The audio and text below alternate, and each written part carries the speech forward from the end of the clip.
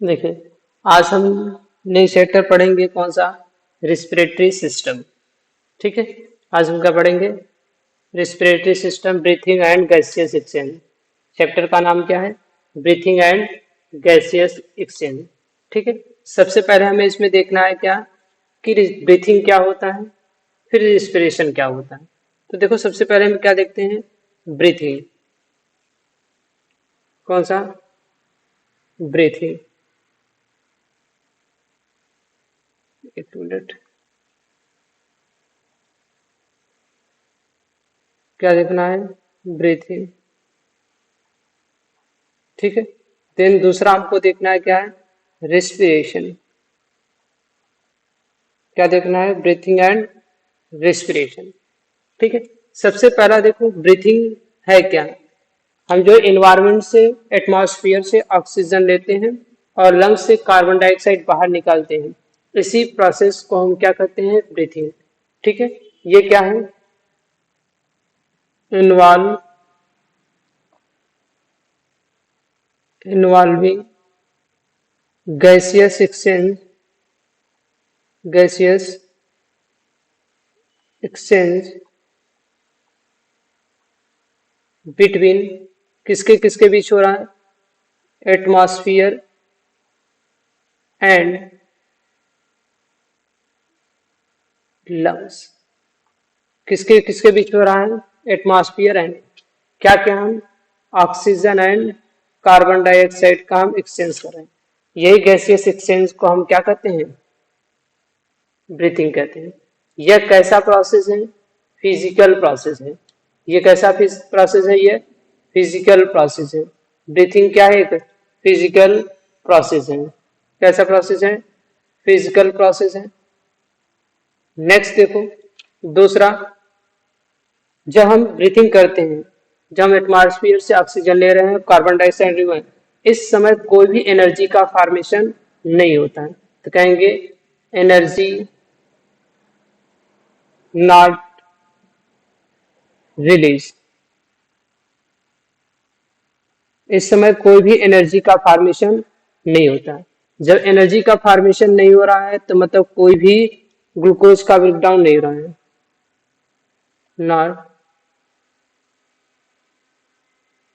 Not oxidation of glucose. इसमें glucose का oxidation नहीं हो रहा है। ठीक है, नेक्स्ट, ग्लूकोज का ऑक्सीडेशन नहीं हो रहा है। ठीक है, ये प्रोसेस कहाँ होता है? ये फिजिकल प्रोसेस है कहाँ? देखो, एटमॉस्फेयर लंग्स के बीच हो रहा है, फिजिकल प्रोसेस है, इसमें कोई भी एनर्जी नहीं रिलीज हो रही है, मतलब ऑक्सीडेशन हो ग्लूकोज का नहीं हो रहा है। ठीक है, लेकिन इस प्रोसेस को करने के लिए एनर्जी चाहिए कि नहीं? एनर्जी यूज होती है। क्या होती है? एनर्जी यूज होती है। तो कैसा प्रोसेस है? एक्टिव प्रोसेस है। इस प्रोसेस के लिए यदि एनर्जी यूज नहीं करते तो हम कैसा हो जाता प्रोसेस? पैसिव प्रोसेस हो जाता है। तो फिजिकल प्रोसेस है एंड एक्टिव प्रोसेस है जिसमें एनर्जी यूज हो रही है। ठीक है, नेक्स्ट देखो, और यह कहाँ होता है? Outside the cell. यह प्रोसेस क्या होता है? सेल के अंदर नहीं होता है, सेल के बाहर हो रहा है। वही देखो रिस्पिरेशन में, यह कहाँ होता है? ये कहाँ होता है? सेल के अंदर होता है। ठीक है, कहाँ होता है? विद इन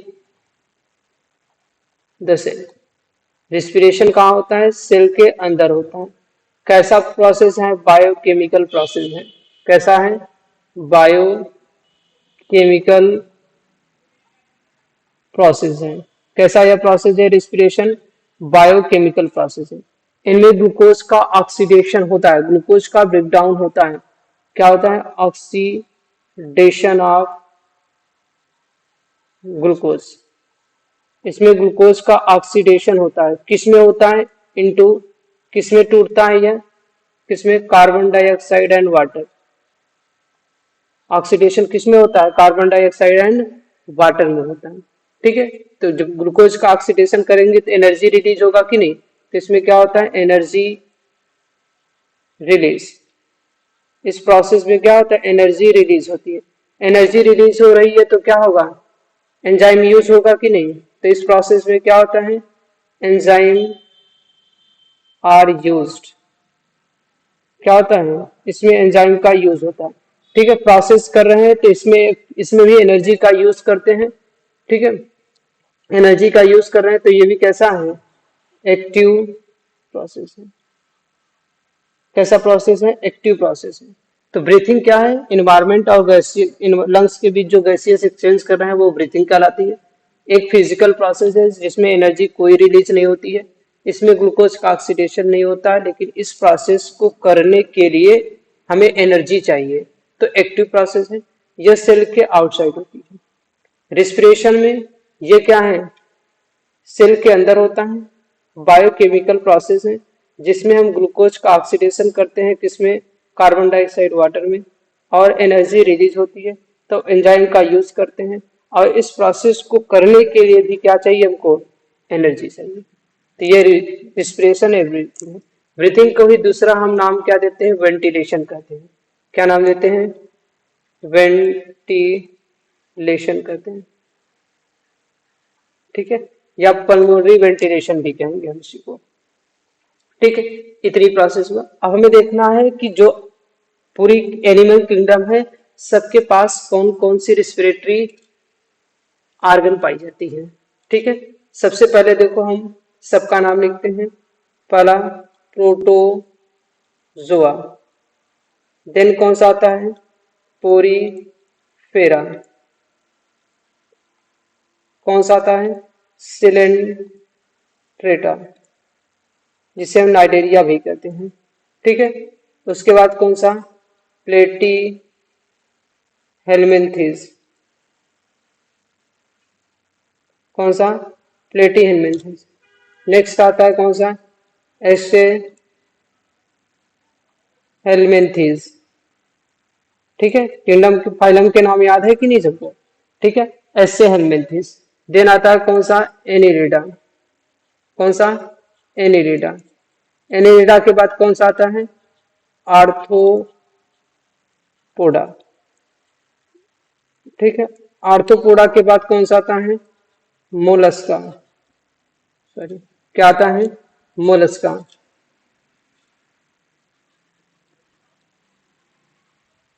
ठीक है, देन क्या आता है, इकाइनोडर्मेटा।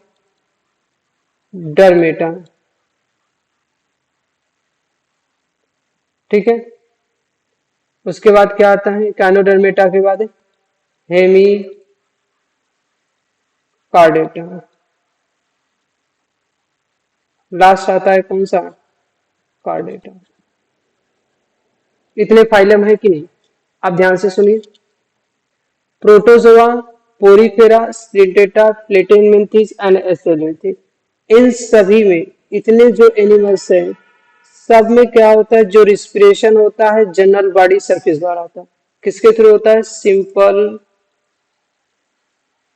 डिफ्यूजन के थ्रू होता है।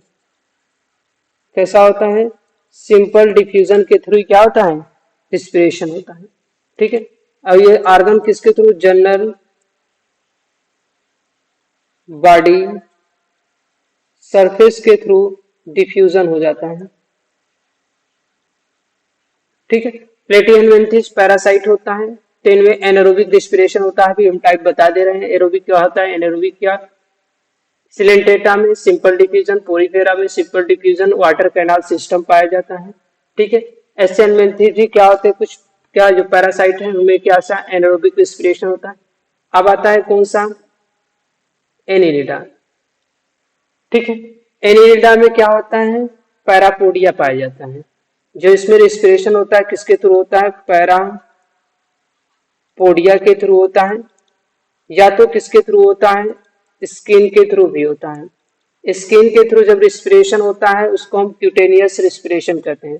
क्या नाम देते हैं, क्यूटेनियस रिस्पिरेशन कहते हैं।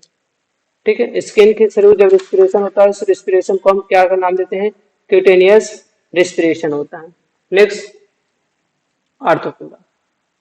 ठीक है, आर्थ्रोपोडा के पास हमने पढ़ा है अलग अलग टाइप के क्या होती है, रिस्पिरेटरी ऑर्गन पाई। आर्थ्रोपोडा के पास हमारे जो आर्थ्रोपोडा है उसके पास तीन मेजर क्लास है, तीन क्लास है। एक मिनट, इसको थोड़ा सा आगे, ठीक है। इसके पास क्या है, देखो 3 क्लास है। कौन कौन सा? पहला कौन सा है? क्रस्टेशियन। क्लास का नाम क्या है? क्रस्टेशियन।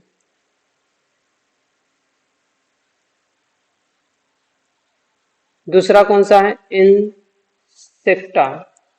ठीक है। नेक्स्ट कौन सा आता है? एरेक्निडा। एरेक्निडा। ये 3 मेजर क्लास है। ठीक है। इसमें जो क्रस्टेशियन है, जो क्रस्टेशियन होते हैं, क्रस्टेशियन में प्राण आता है। क्रस्टेशियन में क्या आता है? प्राण आता है। ठीक है। इसका जो प्राण में होता है किसके थ्रू होता है? गिल्स के थ्रू होता है। क्रस्टेशियन में किसके थ्रू होता है? गिल्स में। एग्जाम्पल कौन आता है? प्राण आता है, झींगा। ठीक। नेक्स्ट देखो, इंसेक्ट में ट्रैकिया के थ्रू होता है। अभी ट्रैकिया बताते हैं क्या होता है। इंसेक्ट, इसमें कैसा होता है? ट्रैकियल रेस्पिरेशन होता है। जितने इंसेक्ट हैं, जितने कीट होते हैं, इंसेक्ट होते हैं, इंसेक्ट में कैसा होता है? ट्रैकियल रेस्पिरेशन होता है। कैसा होता है? Tracheal respiration. नेक्स्ट एरेक्निडा में स्पाइडर आता है, स्कॉर्पियन आता है। इसमें कैसा होता है? बुक लंग्स होता है। इनमें क्या होता है? बुक लंग्स पाया जाता है। इनमें क्या पाया जाता है? Book lungs. इसका एग्जाम्पल, एरिकनिडा का एग्जाम्पल क्या आता है? ठीक है। स्पाइडर आता है, देखें कि स्पाइडरमैन। ठीक है। स्पाइडर आता है एंड स्कॉर्पियन आता है। ठीक है। ये आते हैं। इनमें कैसा होता है? बुक लंग्स होता है। इसी आर्थ्रोपोडा का ही एक एनिमल्स है जो अभी लिविंग फॉसिल है, जिसको हम किंग क्रैब कहते हैं। क्या नाम देते हैं? किंग क्रैब कहते हैं। एक मिनट रुकिए, क्या नाम देते हैं?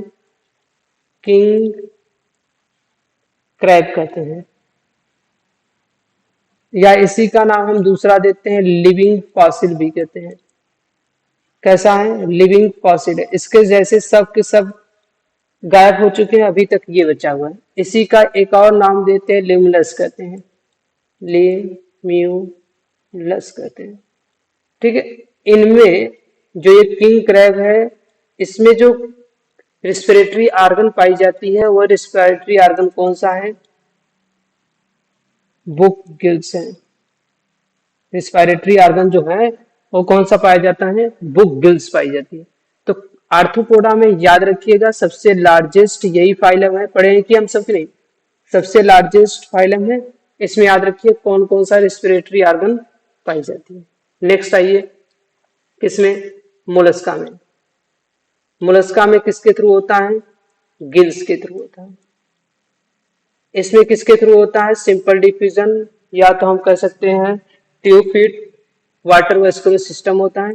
सिंपल से हम कह देते हैं जनरल बॉडी सरफेस के थ्रू होता है।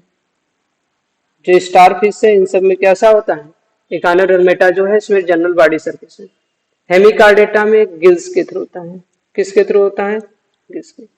कार्डेटा में हम, ठीक है, कार्डेटा में देखिए, कार्डेटा में जो पाइसेस हैं, पाइसेस जो मछलियां हैं, फिश हैं, फिश में कौन सा पाया जाता है? रिस्पिरेटरी आर्गन गिल्स होता है। ठीक है। और बचे हुए सब में कैसा होता है? लंग्स होता है। लंग्स के रिस्पिरेशन को हम पल्मोनरी रिस्पिरेशन कहते हैं। क्या नाम देते हैं? पल्मोनरी रिस्पिरेशन कहते हैं। जो लंग्स के थ्रू रिस्पिरेशन करता है, पल्मोनरी रिस्पिरेशन कहते हैं। और जो गिल्स के थ्रू करता है, उसको हम ब्रांकियल रिस्पिरेशन कहते हैं। क्या नाम देते हैं? ब्रांकियल रिस्पिरेशन कहते हैं। जो स्किन के थ्रू करता है, उसको हम क्यूटेनियस रिस्पिरेशन। जो गिल्स के थ्रू होता है वो कौन सा है? ब्रोंकियल है। जो लंग्स के थ्रू होता है वो पल्मोनरी है। ठीक है। ये सब क्या है? एनिमल्स में डिफरेंट टाइप के आर्गन है, जिसके थ्रू ये क्या होता है? अपना रिस्पिरेशन करता है। ठीक है। नेक्स्ट क्लास में ह्यूमन रिस्पिरेटरी आर्गन हम देखेंगे।